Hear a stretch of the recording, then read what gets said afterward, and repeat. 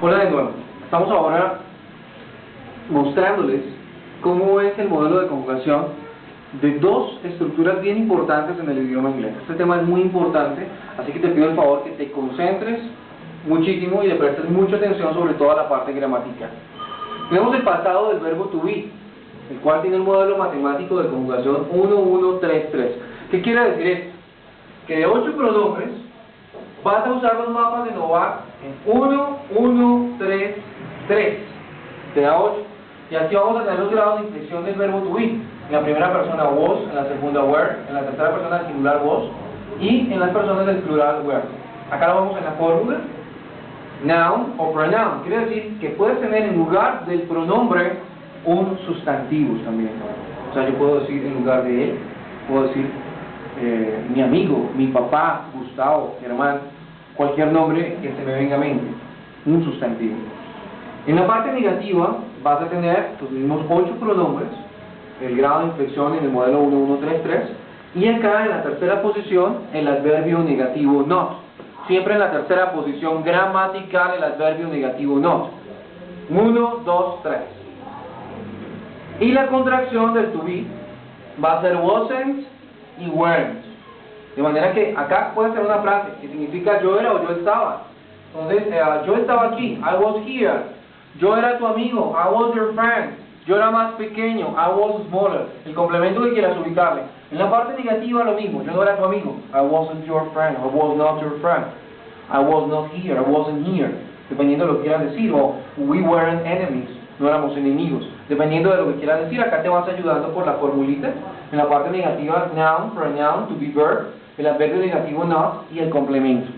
Entonces esta formulita también te va a servir para hacer las frases. Ahorita vamos a hacer un ejemplo con algunas frases utilizando el to be y los verbos comunes. En la parte interrogativa, entonces vamos a tener primero los pronombres con el mismo modelo de conjugación was, were, los 8 pronombres I, you, he, she, us, we, you, they, y el complemento que puede ser el que quiera. Por ejemplo, yo te pregunto, ¿estuviste en mi casa ayer?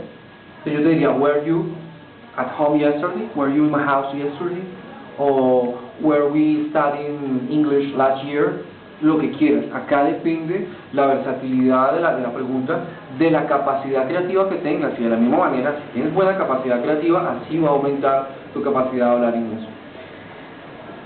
En la parte de los verbos comunes tendríamos afirmativo, negativo, interrogativo otra vez, pero la cosa fácil acá es que vamos a tener un solo modelo de conjugación, es decir, el verbo va a ser igual para todos los pronombres.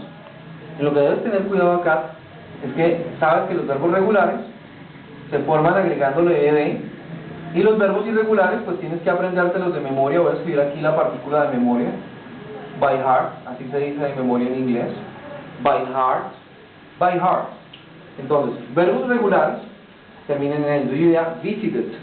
Aquí yo tengo un bosquejo que dice que yo voy acá, el truco de la pronunciación es que voy hasta acá, digo visit, pero no digo visited, como uno, como estudiante hispano, uno lograría hacerlo, no, visited. Entonces la E tiene el símbolo del vacío fonético, mira, no se pronuncia, ¿okay? Y los verbos irregulares van de memoria. En la parte negativa tendrías los pronombres, el auxiliar negativo, perdóname, did, y la partícula negativa not, que lo puedes contraer como didn't, ¿okay? En la parte informal. Y vienen los verbos en la forma base. Quiere decir acá, en afirmativo tengo el verbo en pasado simple, pero en negativo y en interrogativo tengo un auxiliar, de manera que el verbo vuelve a su forma base, o acá lo tenemos en la fórmula como presente. Entonces, visit es, no comí, I did not eat. No te visité, I didn't visit you, de lo que quieras negar en pasado simple. En interrogativo tendríamos en la primera opción el auxiliar did, luego vienen los pronombres y los verbos.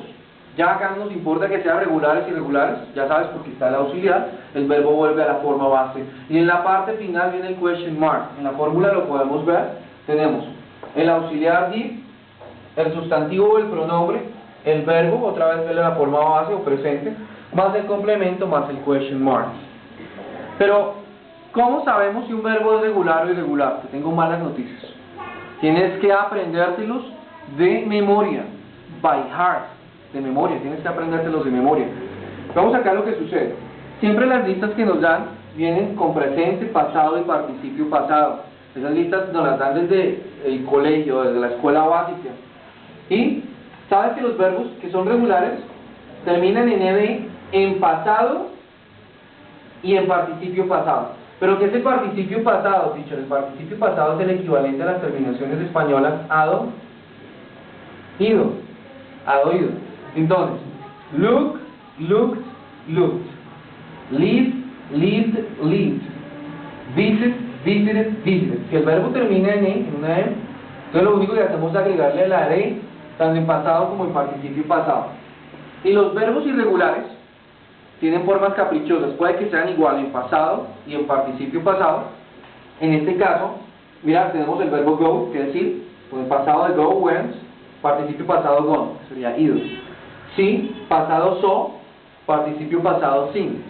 Entonces, acá lo importante, es una herramienta importante que te aprendas las listas de verbos que te dan. O sea, mayor cantidad de verbos, pues más capacidad vas a tener de hablar expresando ideas en pasado. Pero ¿para qué nos sirve esto? A la larga, todo esto que hemos visto, ¿para qué nos sirve? Para hacer frases en pasado, expresando ideas, contando historias, anécdotas. Por ejemplo, esta es con el verbo to be. Ella estaba triste. Vamos a hacerla, ayudándonos con las fórmulas, vamos a hacerla en afirmativo, negativo, interrogativo.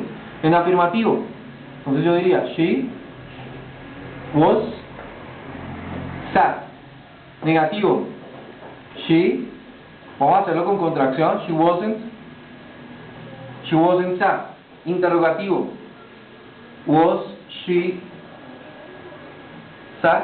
Was she sad? Como esto es una pregunta además cerrada porque empieza por el was. Entonces las preguntas cerradas sabes que las contestas con sí o con no. La respuesta afirmativa larga sería yes, she was sad. Afirmativa corta, yes, she was. Negativa larga, entonces sería no. Hay muchas personas que me le colocan la T al principio. No, eso va ya en la mitad de la frase. Entonces diría no, she wasn't sad. Y negativa corta, no, she wasn't. No, she wasn't. Perfecto. Eso en cuanto al verbo to be. Hablemos de otro tipo de verbos. Ahí tenemos, él conocía muchos países. Este es un verbo que es irregular o regular. Es irregular. Entonces, si lo vemos acá en la lista, funcionaría de la siguiente manera. Yo tendría el verbo know, pasado, knew, participio pasado, known. ¿Ok? Este es el que nos va a servir para este caso. Entonces diríamos, afirmativo, he knew many countries. He knew many countries. En negativo, siguiendo la fórmula sería he did, pero hagámosla informal, he didn't, con contracción. He didn't know, viene el verbo en la forma base. Muchos, en este caso many, y countries, en plural es así, countries. Interrogativo, volvemos a la fórmula. Tenemos did he know many countries? Did he know many countries? Y el question mark, que no se nos vaya a olvidar. Siempre el question mark, recuerda que en inglés se utiliza solamente al final de la frase porque ya hay un auxiliar o un verbo semiauxiliar que nos dice cómo funciona. La respuesta afirmativa larga, yes, he knew many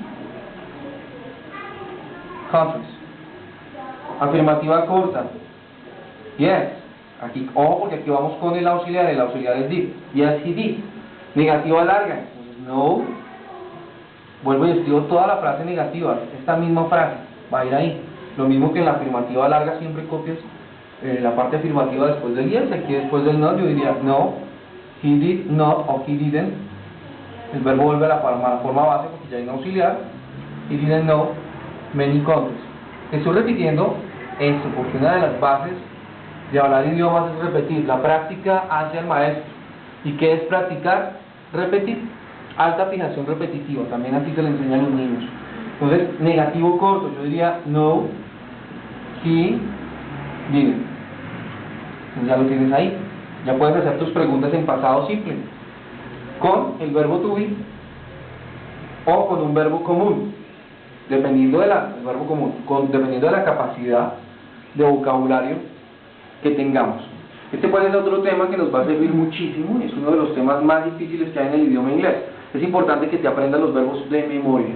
Entonces, eso es todo para esta lección. Nos vemos en otra oportunidad.